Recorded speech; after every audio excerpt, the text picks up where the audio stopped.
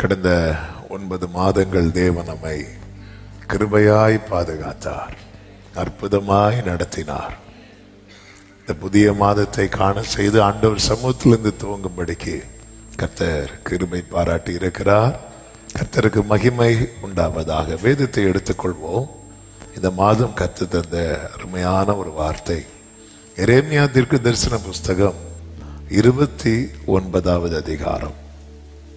எரேமியா 29வது அதிகாரத்தின் 14வது வசனத்தை வாசிக்கிறேன். எரேமியா 29:14. நான் உங்களுக்கு காணப்படுவேன் என்று கர்த்தர் சொல்லுகிறார். நான் உங்கள் சிறையிருப்பை திருப்பி நான் உங்களை துரத்திவிட்ட எல்லா ஜாதிகளிலும் எல்லா இடங்களிலும் இருந்து உங்களை சேர்த்து நான் உங்களை விலக்கி இருந்த ஸ்தலத்துக்கு உங்களை திரும்பி வர பண்ணுவேன் என்று கர்த்தர் சொல்லுகிறார். கரங்களை உயர்த்தி ஆமேன் சொல்லுவோம். கர்த்தர் இந்த மாதம் தருகிற வார்த்தை அந்த முதல் லைன் தான். நான் உங்களுக்கு காணப்படுவேன், நான் உங்களுக்கு காணப்படுவேன். கடந்த வாரத்தில் இந்த வார்த்தை ஆவியானவர் ஆமென். கடந்த வாரம் என்று சொல்லும் போது சனிக்கிழமை இரவு ஒரு 12:30 மணி இருக்கும். ஆராதனைக்காக செபித்து படுத்துட்டேன். அதுக்கப்புறம் எழுப்பி விட்டு ஆண்டவர் இந்த வேத வார்த்தையை பார்க்க வைத்தார். கர்த்தர் எதை சொல்லணும்னு விரும்புகிறாரோ அதை நமக்கு தெரியப்படுத்துகிற தேவன். நான் உங்களுக்கு காணப்படுவேன். I will be found by you. ஆமென். இன்னொரு மொழிபெயர்ப்பில் எப்படி சொல்லப்பட்டிருக்கிறது? I will let you find me. அதாவது நீ என்னை பார்க்கும்படி செய்வேன் என்று கர்த்தர் சொல்லுகிறார். ஆமென் சொல்லுங்க பார்க்கலாம். அதாவது அவர் இருக்கிற வண்ணமாகவே நாம இப்ப பார்க்க முடியாது. அது எப்பதான் பார்க்க போறோம் தெரியுமா? ஆமென். அது எப்ப பார்க்க போறோம் அப்படின்னா கர்த்தருடைய வருகை நாளிலே அவர் இருக்கிற வண்ணமாகவே பார்க்க போகிறோம். ஆனால் இப்பொழுது கர்த்தர் சொல்ல விரும்புகிற காரியம், ஆண்டவர் வேதத்தில் அவருடையவர்களை சந்தித்த தருணங்கள் ஆதியாகமம் முதல் வெளிப்படுத்தின விசேஷம் வரைக்கும் நம்மால் பார்க்க முடியும். எல்லா தேவ பிள்ளைகளும் ஒரு இடத்துல தேவனால் சந்திக்கப்பட்டிருப்பார்கள். ஆபிரகாமுக்கு தேவன் தம்மை எப்படி காண்பித்தார் என்றால் சர்வ வல்லவராக காண்பித்தார். அதனால் அவன் விசுவாசத்தில் வல்லவனானான். மோசேக்கு கர்த்தர் தம்மை எப்படி காண்பித்தார் என்றால் இருக்கிறவராகவே இருக்கிறேன் என்று தம்மை காண்பித்தார். இருக்கிறவராக காண்பித்தார். அதனால் மோசே தேவ சித்தம் செய்ய புறப்பட்டான். தாவீதுக்கு கர்த்தர் தம்மை எப்படி காண்பித்தார் என்று தாவீது கிட்ட கேட்டா சொல்லுவாரு, ஆமென், அவர் எனக்கு அவரை எப்படி காண்பித்தார் தெரியுமா? மெய்ப்பராக காண்பித்தார். அதனால தாவீது பயம் இல்லாமல் பயணித்தான். மரண இருளின் பள்ளத்தாக்கிலே ஆமென் நான் பயப்படேன் என்று சொல்லுகிறான். பயம் இல்லாமல் பயணித்தான். யோபுவுக்கு கர்த்தர் தம்மை உயிரோடு இருக்கிறவராக காண்பித்தார். எனவே அவன் இழந்த அனைத்தையும் திரும்ப பெற்றுக்கொண்டார். கர்த்தருக்கு தெரியும் நமக்கு தேவன் தம்மை எப்படி காண்பிக்க வேண்டும் என்பதை அவர் அறிவார். என் விசுவாச வாழ்க்கையாகட்டும், தேவ சித்தத்துக்கு உட்பட்ட காரியமாகட்டும், என் வாழ்க்கையில் நான் பயப்படுகிறதுக்கெல்லாம் என் எல்லா பயத்துக்கும் நீங்களாகி வாழ்கிற விஷயமாகட்டும், இழந்த அனைத்தையும் திருப்பி பெற்றுக் கொள்ளுகிற காரியமாகட்டும், எனக்கு ஒன்று தெரியும், தேவன் தம்மை எனக்கு காண்பிக்கும் போது என்னுடைய எல்லா சிறையிருப்பும் மாறும். ஆமென் சொல்லுங்க பார்க்கலாம். 139:8 சங்கீதக்காரன் சொல்லுகிறான், நான் வானத்திற்கு ஏறினாலும் நீர் அங்கே இருக்கிறீர். நான் பாதாளத்தில் படுக்கை போட்டாலும் நீர் அங்கேயும் இருக்கிறீர். இந்த மாதம் ஆமென், இங்க இந்த வார்த்தையை சமீபத்திலும் தூரத்திலும் இருந்து அநேகர் கேட்கிறீங்க. ஆமென், ஆண்டவரே நான் உங்களை பார்க்கணும் ஆண்டவரே. இந்த மாதத்தினுடைய ஃபர்ஸ்ட் பிரேயரே எதுவா இருக்கணும் தெரியுமா? நான் உங்களை பார்க்கணும். இனி உங்களை பார்த்தாதான் சால்வா. ஆமென். கிதியோனுக்கு ஆண்டவர் அவரை காண்பித்து தான் அவனை நடத்த வேண்டும் என்று அவசியம் இல்லை. ஆமென். ஆனால் கர்த்தர் அந்த இடத்துல அவனுக்கு தம்மை காண்பிக்கிறார். ஆமென். அவன் என்ன சொல்லுவான் தெரியுமா? ஐயோ நான் அவரை பார்த்துட்டேன், நான் சாகதான் போறேன். இல்ல, கர்த்தர் தம்மை நமக்கு காண்பிக்கிறது நம்ம கதையை முடிக்கிறதுக்கு இல்ல, நம்முடைய கதையை மாற்றி எழுதுவதற்கு. இதுவரை எழுதப்பட்ட ஸ்டோரி என்ன கிதியோனே? நான் சம்பாதிப்பேன், மீதியானியர் தூக்கிட்டு போவாங்க. நான் சம்பாதிப்பேன், மீதியானியர் தூக்கிட்டு போவாங்க. ஸ்டோரி கர்த்தர் மாற்றி எழுத போகிறார். ஆமென். ஆண்டவரே, அதனாலதான் இங்க சொல்லப்பட்டிருக்கிறது, நீங்கள் முழு இருதயத்தோடும் என்னை தேடினால், என்னை தேடுகையில் கண்டுபிடிக்கப்படுவீர்கள் என்று 29:13 எரேமியாவிலே சொல்லப்பட்டிருக்கிறது. முழு இருதயத்தோடு. அப்படி தேடுகிற ஒரு நபர் தான் யார் அப்படின்னா தாவீது. அந்த தாவீது சொல்லுகிறார், நான் வானத்தில் ஏறினாலும் நீர் அங்கே இருக்கிறீர், நான் பாதாளத்தில் படுக்கை போட்டாலும் நீர் அங்கேயும் இருக்கிறீர். 2 அனுபவங்கள் இங்கே சொல்லப்பட்டிருக்கிறது. ஒன்று உயரமான அனுபவம், இன்னொன்று மிக மிக தாழ்வான அனுபவம்.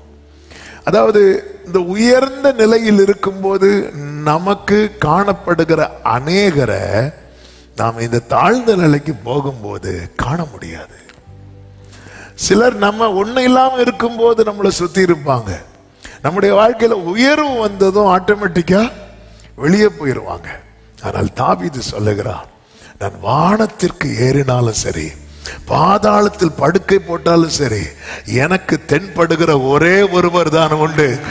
என் மேய்ப்பராயிருக்கிற, என் கர்த்தராயிருக்கிற என் ஆண்டவர். ஹல்லேலூயா.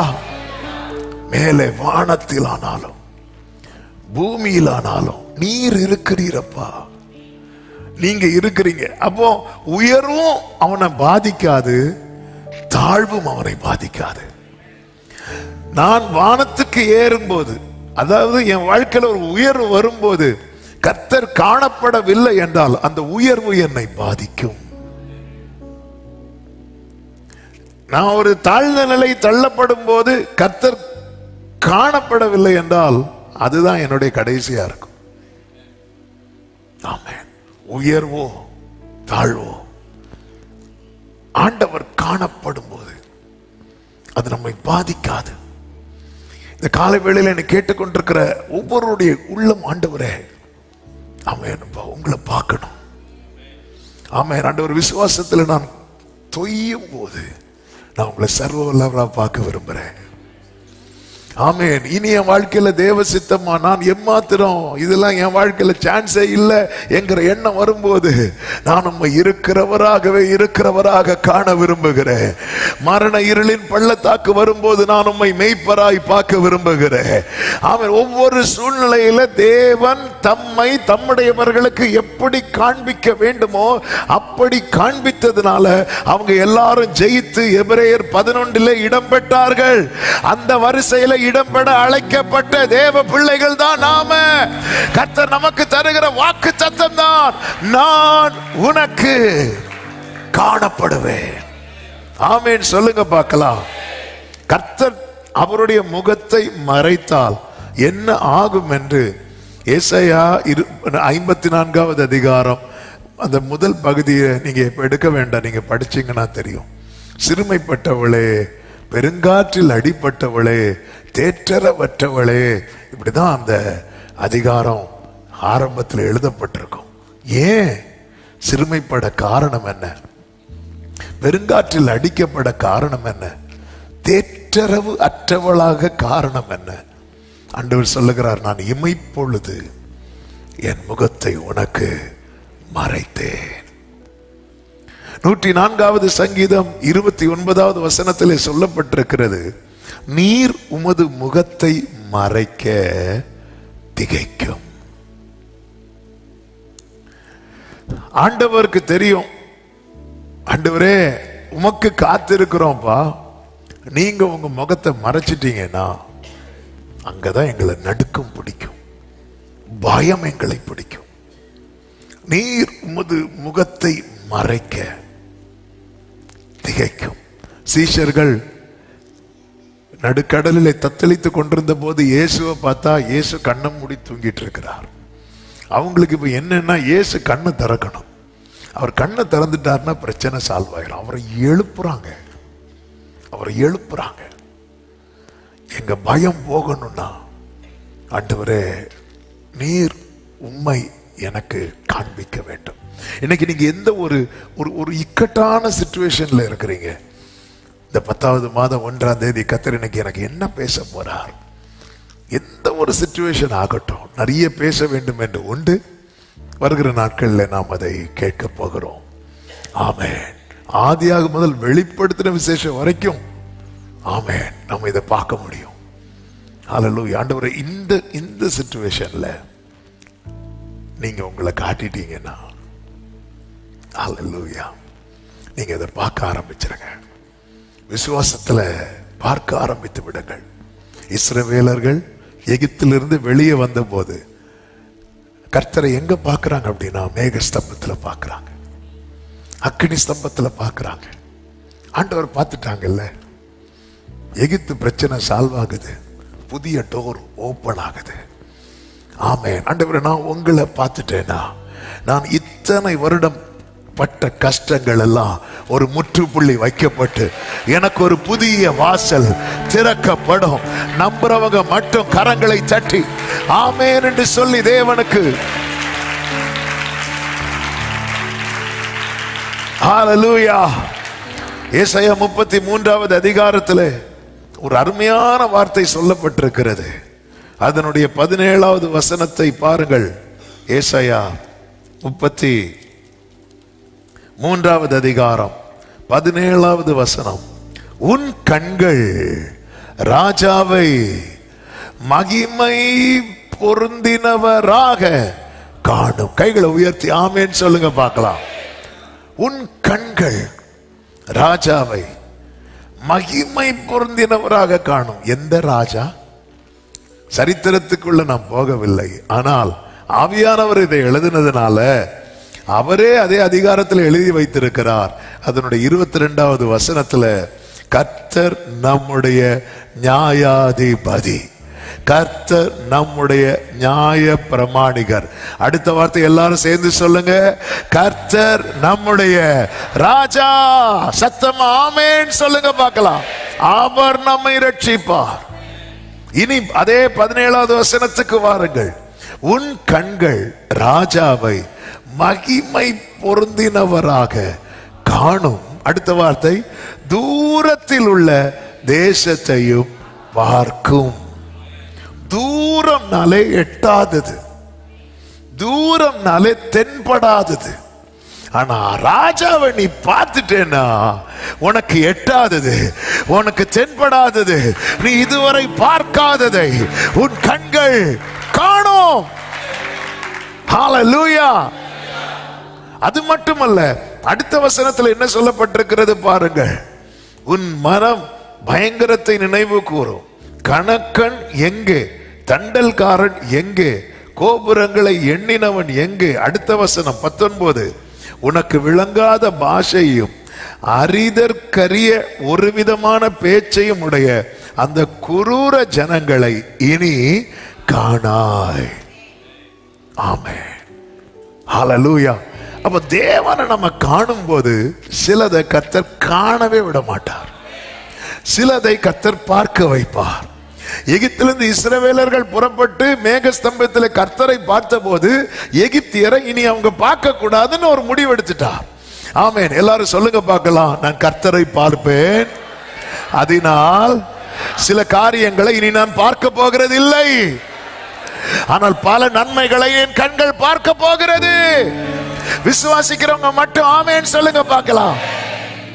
நம்ம பிரச்சனை என்னன்னா, நிறைய இதை தொடர்ந்து பார்த்துட்டே இருக்கிறோம். நம்ம லைஃப்ல பல போராட்டங்களை தொடர்ந்து பார்த்து கொண்டே இருக்கிறோம்.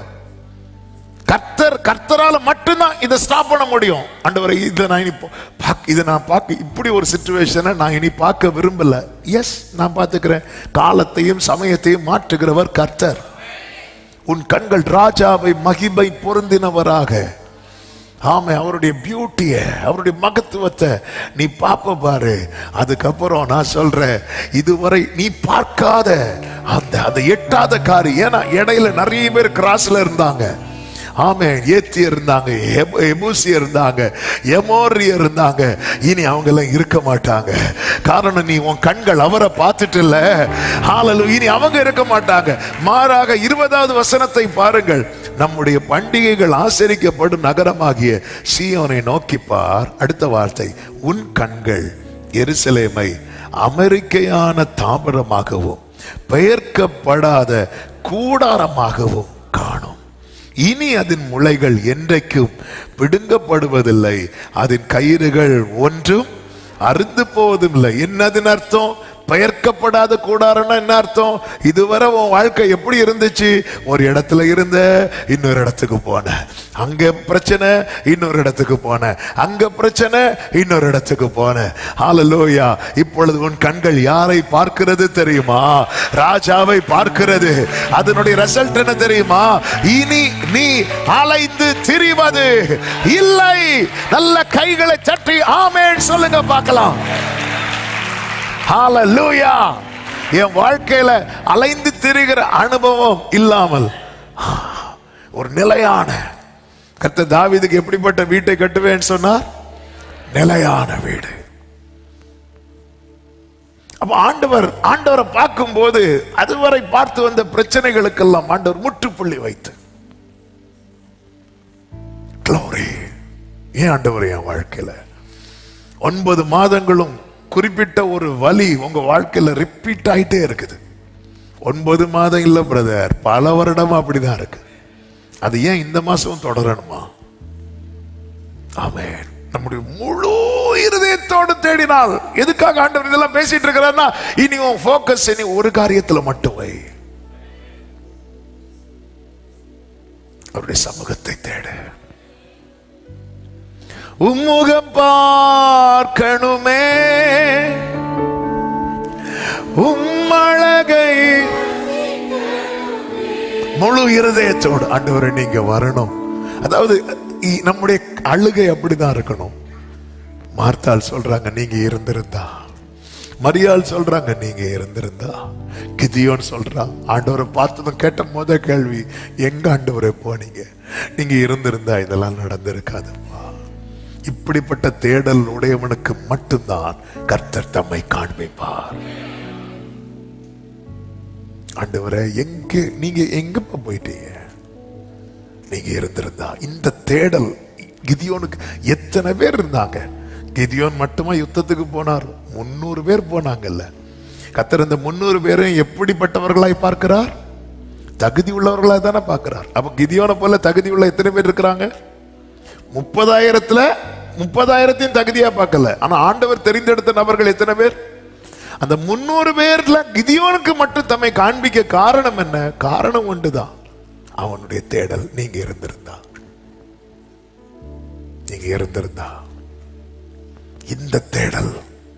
இந்த தேடல் அதனாலதான் மார்த்தாள் முதல்ல பார்க்கிறா. ஏன்னா அவள் இந்த தேடல்ல இருக்கிறா. அடுத்து மரியாதை கூட்டிட்டு வா. இந்த தேடல் நீங்க இருந்திருந்தா. Thank you Holy Spirit. இந்த தேடலப்பா நீங்க வேணும். நான் உங்களை பார்க்கணும். ஆண்டவர், நீர் என்னை காண்கிறீர் என்பது எனக்கு தெரியும்.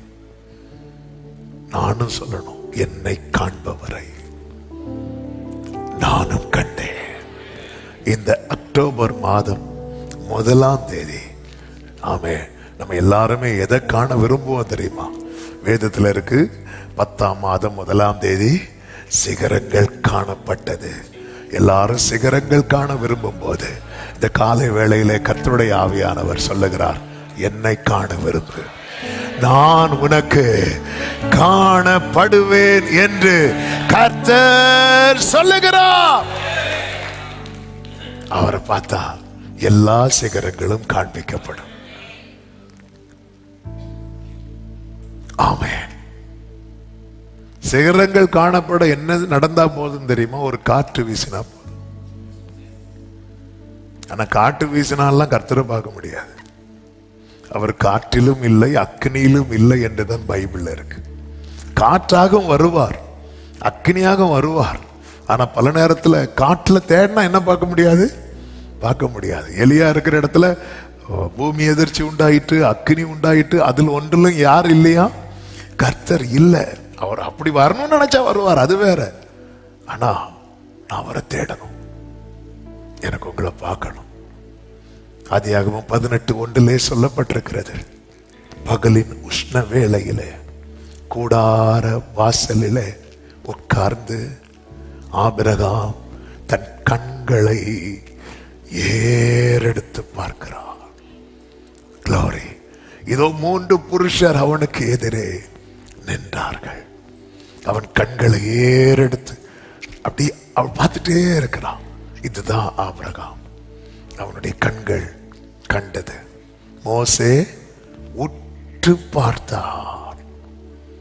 உற்று பார்த்தான், பார்த்துட்டு போறதில்ல, உற்று பார்த்தான்.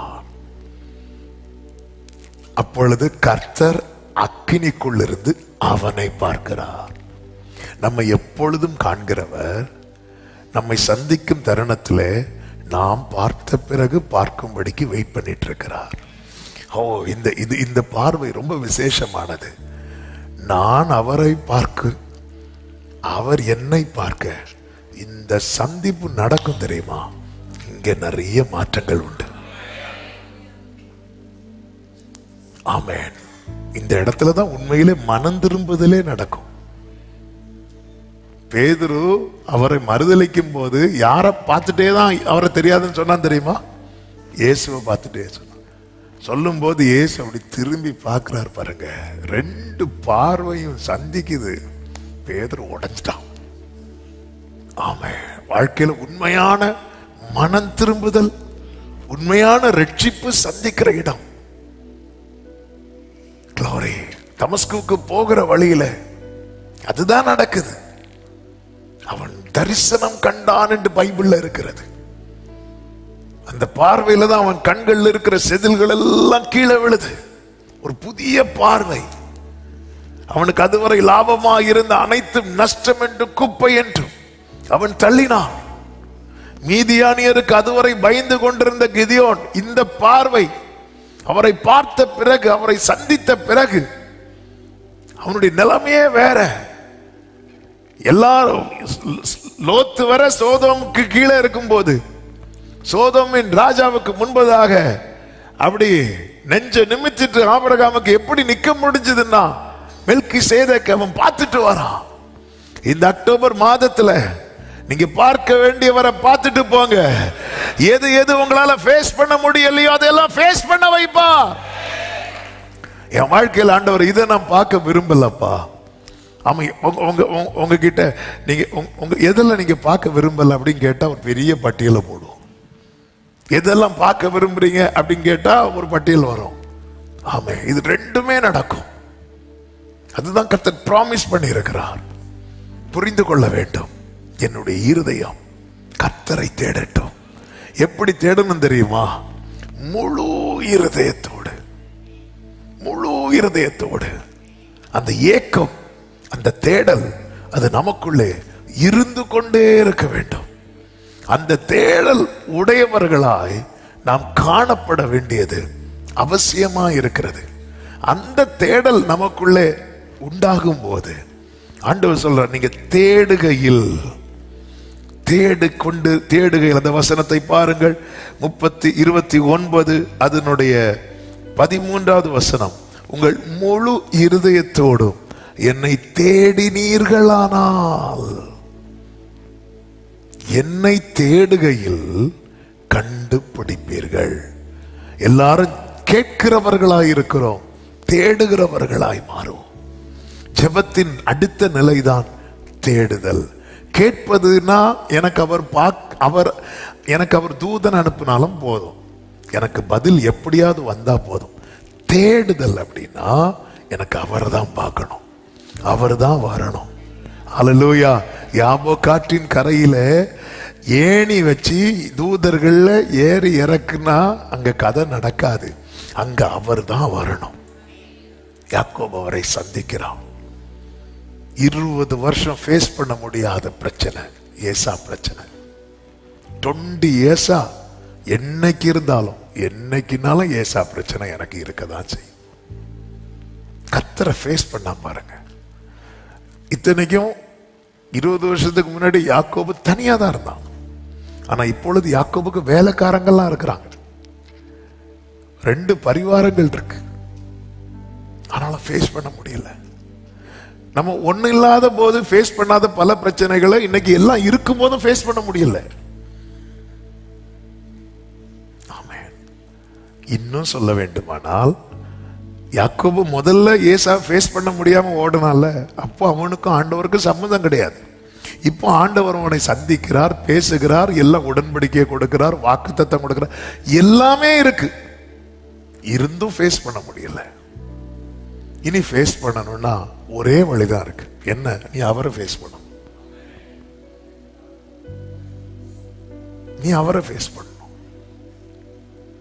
நீ அவரை ஃபேஸ் பண்ணணும். அப்பதான் ஆண்டவர் கேட்பார்ல, நீ உன் பேர் என்ன அப்படின்னு. யாக்கோபு உண்மையிலேயே தான் யார் என்பதை உணர்ந்த டைம் அது. நான் ஆண்டவரை சந்திக்கும் போதுதான் உண்மையிலே நான் யாரு, நான் எந்த சிச்சுவேஷன்ல இருக்கிறேன் என்பதை உணர்வு. தான் யார் என்கிறதை உணராததுனால தானே அவன் ஈசாக்கு முன்னாடி என்ன சொல்லுவாரு? ஏசா என்பான். நம்மை குறித்த உணர்வு இல்லாததுனால நாம் நம்மை குறித்து நம்ம நினைக்கிறது எல்லாமே தப்பு. நான் மேற்கொள்ளுவேன். பேதுரு சொல்வார்ல, நான் உம்மோடு கூட காவலிலும் வர ரெடியா இருக்கிறேன் அப்படிமா. யாக்கோபு ஈசாக்கை விட்டு வெளியே வந்ததும் செஞ்ச முதல் வேலை என்னவா இருக்குன்னு நினைக்கிறீங்க?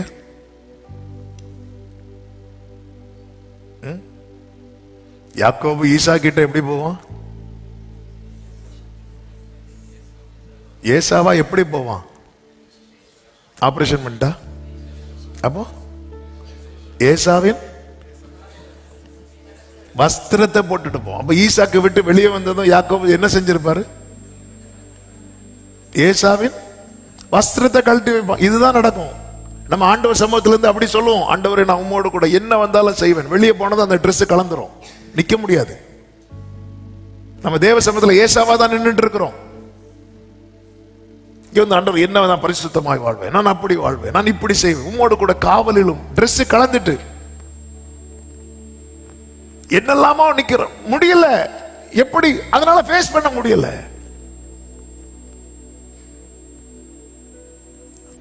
ஈசாக்கை விட்டு அந்த தகப்பனுடைய பிரசன்னத்தை விட்டு போனதும் யாக்கோபு என்ன நினைச்சிட்டு அது கலந்துட்டு, அவ்வளவுதான்.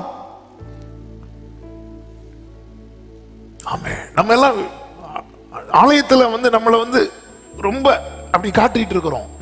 ஜெப நேரத்தில் அப்படி காட்டுவோம். நம்மள பிரேயர் டைம் முடிஞ்சதும் கலந்துரும், அந்த ட்ரெஸ், அந்த வேஷம் கலந்துரும்.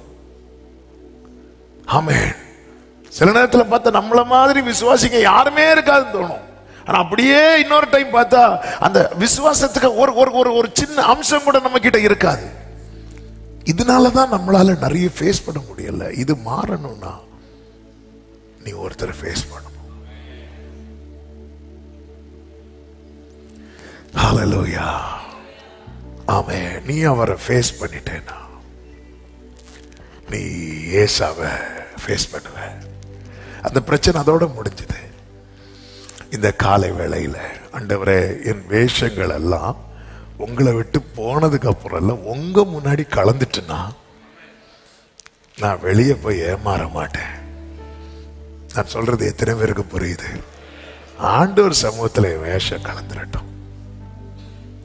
மார்க்கு சுவிசேஷத்துல இருக்கு, டைம் ஆயிட்டு எடுக்க வேண்டாம். இயேசு பஸ்கா ஆசரித்து அதுக்கப்புறம் இயேசுவை பிடிக்க வருவாங்க தெரியுமா? பிடிக்க வரும்போது சீஷர்கள் எல்லாம் ஓடுவாங்க, ஒரு வாலிபனும் ஓடுவானாம். அவன் ஒரு துப்பட்டி ஒரு லுங்கிய போர்த்துட்டு ஓடிட்டு இருப்பான். அவனை பிடிச்சதும் ட்ரெஸ்ஸு வந்துடும். பைபிள் என்ன சொல்லியிருக்கு தெரியுமா? அவனுக்கு உள்ள ஒண்ணுமே இல்லை, வெறும் மேல உள்ள யார் பார்க்க போறா அப்படின்னு சொல்லிட்டு மேல மட்டும் ஒரு துணியை போட்டுட்டு வந்தான். பிரச்சனைன்னு வந்ததும் அந்த ட்ரெஸ் உருவிட்டாங்க. அதை அவன் போட்டுட்டு ஓடுறான். பைபிள் அது தெளிவா எழுதி இருக்கு. ஆமா, அதை இப்ப எடுத்து அது ரெஃபரன்ஸ் எனக்கு தெரியல, மார்க் சுவிசேஷத்துல இருக்கிறது. பார்த்தா சொல்லுங்க. 14:52 பாருங்க. 51 52 பாருங்கள். 50 இருந்து பாருங்க. எல்லாரும் அவரை விட்டு ஓடி போனார்கள். ஒரு வாலிபன், அது யாருன்னு பேர் போடல ஆண்டவர், பாத்தீங்களா? கேவலப்படுத்தல. ஆமென். ஒரு வாலிபன் ஒரு துப்பட்டியை மாத்திரம், துப்பட்டினா லுங்கின்னு வச்சுக்கோங்களேன், தன்மேல் போர்த்து கொண்டு அவர் பின்னே போனான். அவனை பிடித்தார்கள். அவன் தன் துப்பட்டியை போட்டுவிட்டு நிர்வாணமாய் அவர்களை விட்டு உள்ள ஒண்ணு இல்ல. ஆமே, இவர் கூட இவ்வளவு நாள் ஃபாலோ பண்ணிட்டு இருந்தான் பாருங்க. எந்த சீசன் தான் தெரியல. ஆமே, இவ்வளவு நாள் இருந்தான். அவருக்கு முன்னாடி வச்சு நான் ஆவிக்குரிய கண்ணோட்டத்தோடு இதை சொல்றேன்.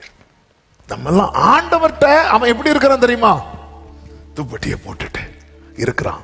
ஆனா இன்னொரு பிரச்சனைன்னு வரும்போது, இவனை பெரிய விசுவாச வீரன் சொன்னீங்க, துணியை பிடிச்சதுமே சரண்டர் ஆயிட்டான்.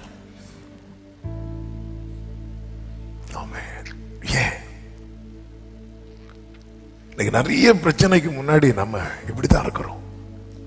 ஹேண்டில் பண்ண முடியல. ஆண்டவர் என்ன ஆண்டவர் செய்ய? கத்த தருகிற வார்த்தை தான் இது. நான் உனக்கு காணப்படுவேன். நீ முழு இருதயத்தோடு, எரேமியா 29:13, நீங்கள் உங்கள் முழு இருதயத்தோடு என்னை தேடுவீர்களானால், என்னை தேடுகையில், ஆமென். தேவ பிள்ளைகளே, அதனாலதான் ஆண்டவர் என்ன சொல்வது? முதலாவது தேவனுடைய ராஜ்யத்தை தேடுங்கள் அப்படிங்கிறார். தேடுங்கள், நீ தேடணும். தேவனை தேடுகிற உணர்வுள்ளவன் உண்டோ? இந்த கூட்டத்திலே ஆண்டவர் அப்படிதான் பார்ப்பார். கேட்கிறவர்களா தான் இருப்போம். அவன் எல்லாரும் இப்ப நம்ம அற்புதத்தை கேட்க போறோம் அப்படின்னா கேட்கிறவர்கள் இருக்கிறோம், தேடுகிறவர்கள். அவன் பல பிரச்சனைக்கு முற்றுப்புள்ளி வைக்கப்படவும் ஒரு புதிய நன்மைக்கான வாசல் திறக்கப்பட வேண்டுமானால், இன்று கர்த்தர் தருகிற வார்த்தை இதுதான். நான் உனக்கு காணப்பட்டால் மட்டும்தான் நடக்கும். நான் காணப்பட்டால் மட்டுமே நடக்கும். Glory. காணப்படுவீங்களா ஆண்டவரே? நீ தேடுனா, நீ என்னை தேடுகையில், அதன் அர்த்தம் என்ன? தேடுறவனை கர்த்தர் ரொம்ப காக்க வைக்க மாட்டார். நீ தேடுகையில், தேடிட்டு இருக்கும் போதுதான் நான் தென்படுவேன். தேடி முடிச்சிட்டு உட்கார்ந்த போதில்ல, தேடிக்கொண்டிருக்கும் போது. கேட்டா உடனே தருவார், கொஞ்சம் டைம் ஆகி தருவார், உட்கார வச்சு ரொம்ப டிலே ஆகி தருவார். நான் தேடுனா தேடிட்டு இருக்கும் போதே தென்படுவார். இதுதான் வித்தியாசம். நீ தேடுகிறவனா மாறிட்டேன்னா, கேட்கிறவனா மட்டும் இருக்கிறதுனாலதான் ரொம்ப வெயிட்டிங்ல வச்சிட்டு இருக்கிறார். நீ தேடுறவனா மாறிட்டீங்கன்னா உன் வெயிட்டிங் பீரியட் எல்லாம் முடிவுக்கு வர போகுது. நான் சொல்லுகிறது எத்தனை பேருக்கு புரிகிறது என்று தெரியவில்லை. ஆண்டவரே, நான் ரொம்ப வருஷம் காத்திருந்தேன். நீ தேடுகிறவனாய் மாறு. ஆண்டவர் முதல் யாக்கோபுக்கு தன்னை விசிட் பண்ண போது யாக்கோபு கேட்கிறவனாய் இருந்தான். எனக்கு உண்ண உணவு வேணும், உடுக்க உடை வேணும், அது வேணும், இது வேணும், எல்லாம் கேட்கிறவனாயிருந்தான். ஆனால் யாபோ காற்றின் கரையிலே அவன் தேடுகிறவனாயிருந்தான். எனவே தான் கர்த்தர் என்ன சொல்லுவா தெரியுமா? நான் போகட்டும், பொழுது விடுகிறது. அதன் அர்த்தம் என்ன? யாக்கோபு அவரை போக விடவில்லை. நான் போகட்டும்னு சொன்னதுக்கு அப்புறம் தான் யாக்கோபே சொல்ற, என்ன பிளஸ் பண்ணுங்கன்னு சொல்ற. அப்ப அவ்வளவு நேரம் அவன் பிடிச்சுதான் வச்சிருந்தான். பிடிச்சுதான் வச்சிருந்தான். அந்த இடத்துல எனக்கு சாப்பாடு வேணும், எனக்கு எந்த இதான் தேடுகிறவனுக்கு என்ன தேவை? அவருடைய பிரசனம் தேவை, அவ்வளவுதான். தேடுகிறவனுக்கு அவருடைய பிரசனம் தேவை. நீங்க வந்து இருந்தா போதும்பா. ஆண்டவரே, ஆமென், கர்த்தர் வருவாருங்க. ஆபிரகாம் வீட்டுல என்ன, ஆபிரகாம் பெரிய சோஃபாலாம் போட்டு உட்கார வச்சார். கூடாரத்தில் இருக்கிறார் ஆபிரகாம். ஆண்டவருக்கு வீட்டுக்குள்ள கூட உட்கார வைக்க முடியல. அவன் மரத்தடியில தான் உட்கார வச்சான் ஆபிரகாம். மரத்தடியில் ஆண்டவர் வந்து உட்கார்ந்தாரா இல்லையா? மரத்தடியில சாஞ்சி உட்கார்ந்தார். ஆமென். கிதியோன் பாருங்க, ஒரு செடி கீழே வந்து உட்கார்ந்து இருக்கிறார். என்ன ஆண்டவருங்க, தேடுறதுன்னா ஆண்டவரை எனக்கு இது தரலையே, அது தரல இல்ல, அந்த பிரசனம். அதாவது அந்த நிலையை பார்த்தீங்களா? தரையில நிற்கும் போது கேட்கிறவனா இருந்தான். யாரு? இது பேதுரு. ஆண்டவரை எல்லாத்தையும் விட்டு வந்தோமே, எங்களுக்கு என்ன தருவீர் அப்படின்னு. அந்த மகிமையில அந்த மலையில கொண்டு போகும்போது தேடுகிறவன் ஆயிட்டான். அவன் சொல்றான், ஆண்டவர் இங்கே இருந்துருவோம், இப்படி இருந்துருவோம். ஆண்டவரே, இந்த இடத்துல உமக்கு ஒரு கூடாரம். அவன் கூடாரத்தை எதுக்கு கூடாரம்னா இங்கே செட்டில் ஆயிரும். உங்க பிரசன்ஸ்ல அப்படி இருந்துரும்.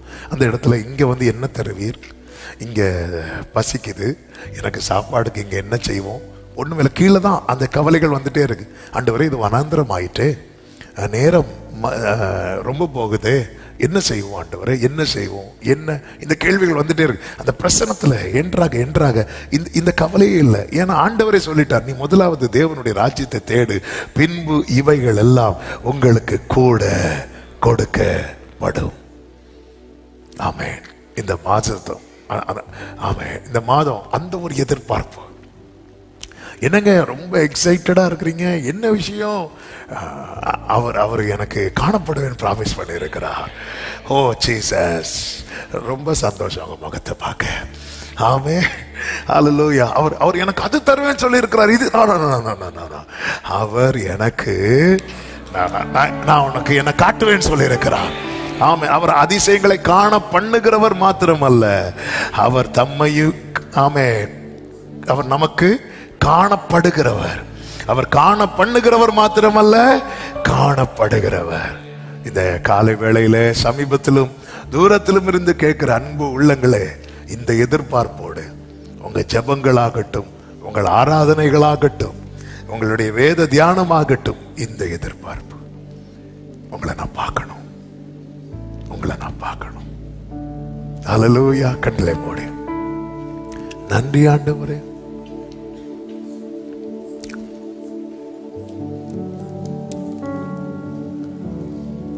thank you Holy Spirit. நன்றி ராஜா. Oh Jesus,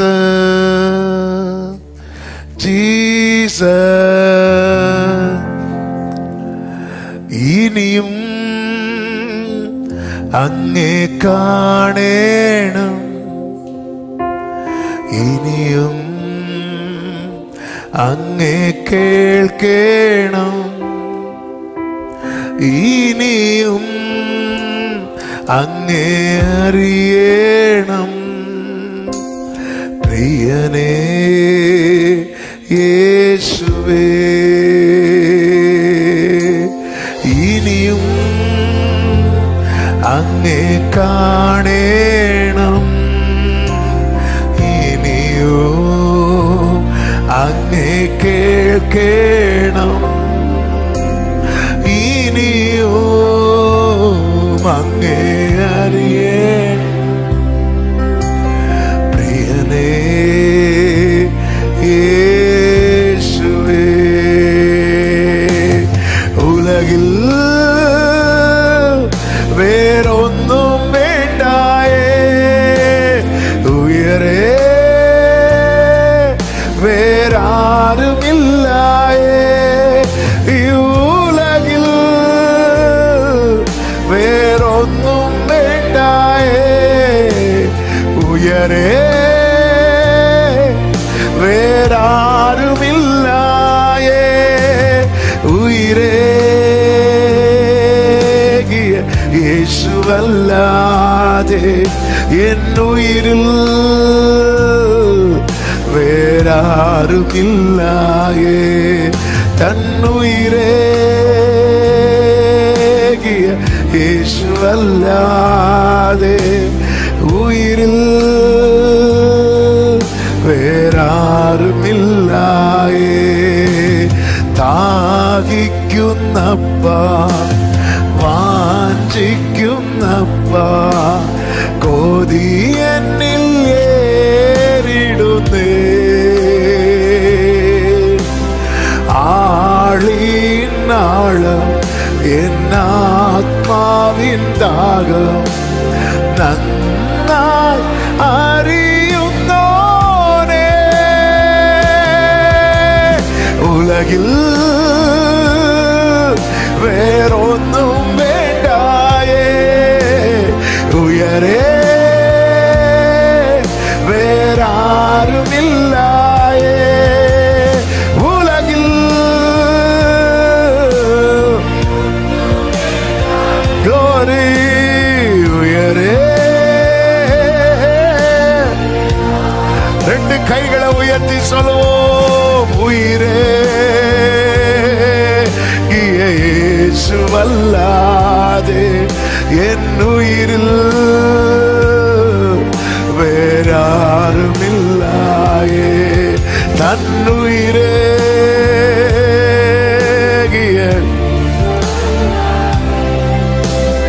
உயிரே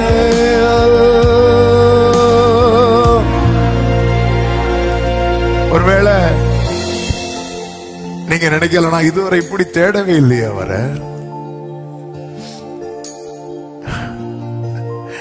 ஆண்டவரே சிலதை பார்க்கணும் சிலதை பார்க்க கூடாது என்பதற்காக அல்லப்பா,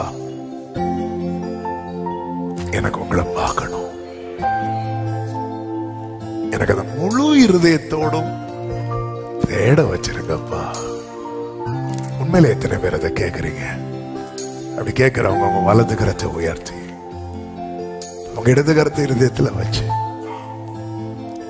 என் பிரச்சனை சால்வ் ஆகிறதுக்காக இல்ல ஆண்டவரே, நான் உனக்கு காணப்படுவேன். எவ்வளவு நல்ல தேவனுங்க. பிரச்சனைன்னு வரும்போது ஓடி ஒளிகிறவர் அல்லங்க அவர். நமக்கு ஒரு ஆபத்துனதும்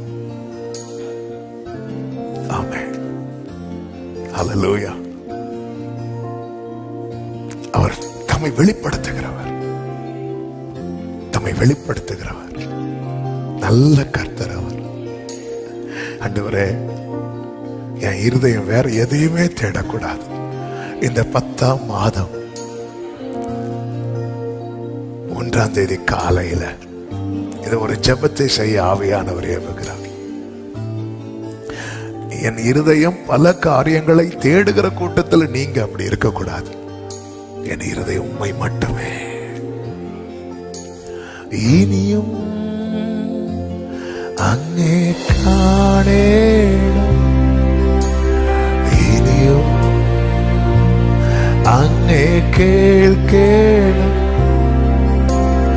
இனியும் அங்கே அறிய பிரியனே இயேசு. உலகில் வேறொன்னும் வேண்டாயே, உலகில் வேறொன்னும் வேண்டாயே, உயரே வேறாரும் இல்லாயே, உலகில்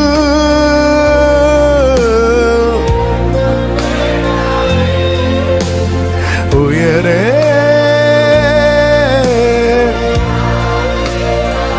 ஆமென் உயிரே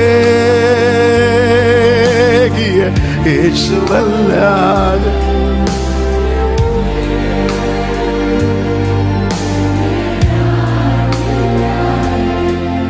நன் உயிரே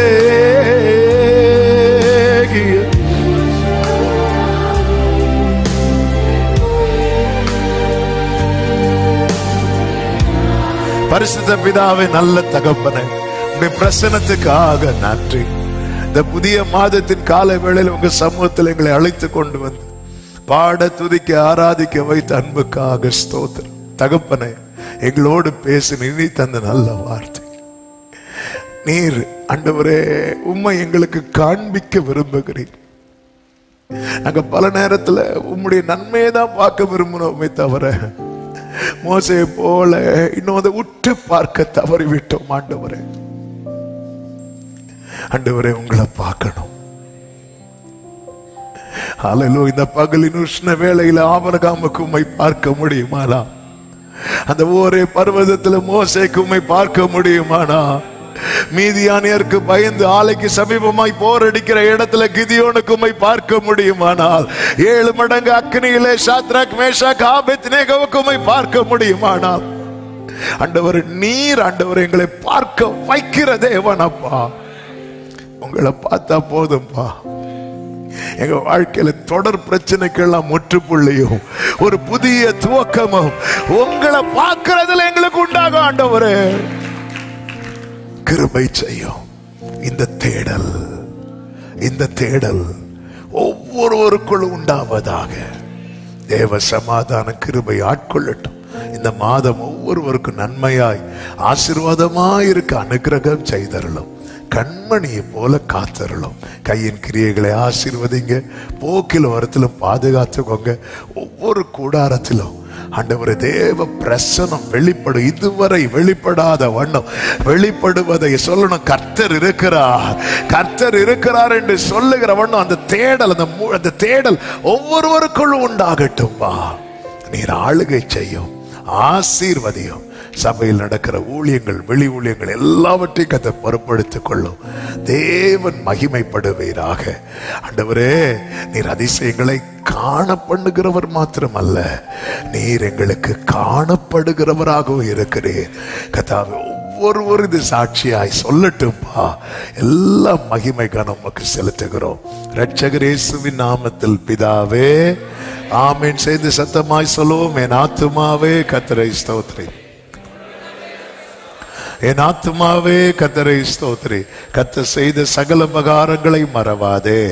ஆமென். நம்முடைய கர்த்தராகிய இயேசு கிறிஸ்துவின் கிருபையும் பிதாவாகிய தேவனுடைய அன்பும் பரிசுத்த ஆவியானவருடைய ஐக்கியமும் சிநேகமும் பாதுகாவலும் நம் அனைவரோடும் எல்லா பரிசுத்தவான்களோடு கூட விசேஷமாய் கர்த்தரை முழு இருதயத்தோடு தேடுகிறவர்களோட கூட கர்த்தருடைய வருகை மட்டும் தங்கியிருப்பதாக. ஆமென். ஹல்லேலூயா. God bless you. கர்த்தர் உங்களை ஆசீர்வதிப்பாராக. ஆமென்.